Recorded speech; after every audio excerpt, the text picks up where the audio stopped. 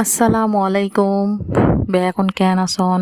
আলহামদুলিল্লাহ ভালো আছি। তো আজি রেসিপি লই এসে দিল্লি গরু গোস্ত ছাড়া ছোটো দি হাঁহর পটল মুরগির মাংস তারপরে শনি মরসুলা তো ক্যাঙ্গুরু রেন্দিন শেয়ার করতে আসি। আশা করি বেগুনতে ভালো লাগবো।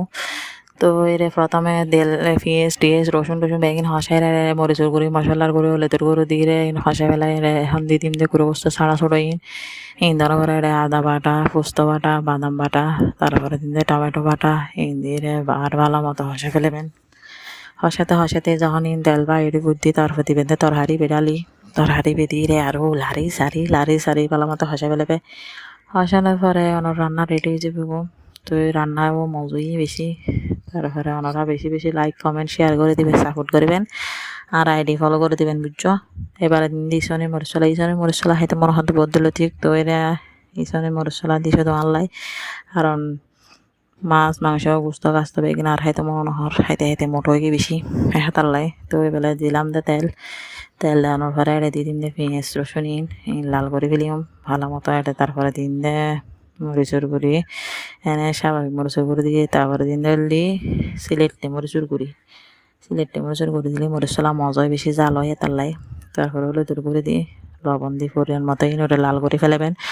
লাল করি এবারে টমেটো অ্যাড করে দিবে তারপরে ওটা হাঁসের এর ভিতরে দিয়ে দিবে দেশনীয়।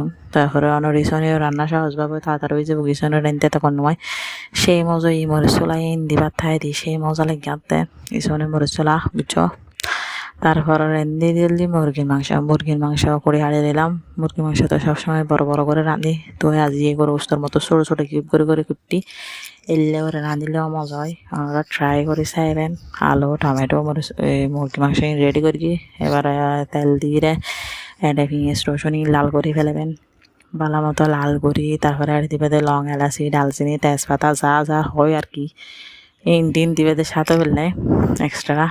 তো এটা ইন্ডিন দিয়ে লাড়ি সারি এবারে মরিচুর গুঁড়ি সিলেটে মরিচুর গুঁড়ি দিই তারপরে দিবে হলুদের গুঁড়ি মশলার গুঁড়ি দিবেন পরিমাণ মতো। তারপরে দিন লবণ তারপরে ভালো মতো হাসা ফেলেবেন পরিমাণ মতো বেগুন দিয়ে হাসাই ভালো মতো।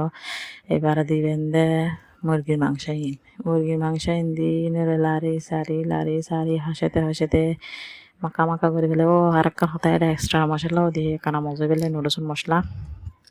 তো এটাই বেড়ে ভালো মতো হাসাই মাখা হয়ে যাবে সেই মজা হই কিন্তু মুরগির মাংস আশা করি পালা লাগবে বেগুনতে।